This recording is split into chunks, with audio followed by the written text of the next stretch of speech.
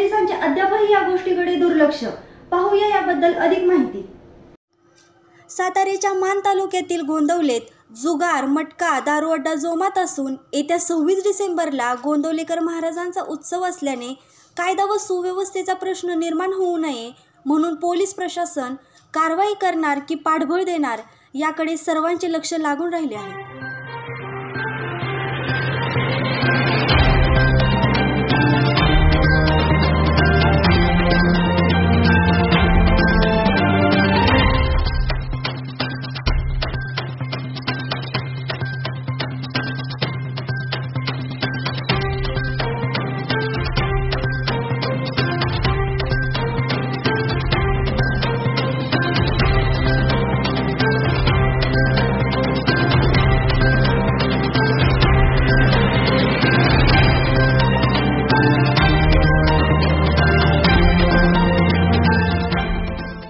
आपल्या तालुक्यातील जिल्ह्यातील बातम्या सर्वप्रथम पाहण्यासाठी आजच सातारा न्यूजला YouTube चॅनलवर सबस्क्राइब करा, लाईक करा, शेअर करा आणि बेल आयकॉन प्रेस करायला विसरू नका।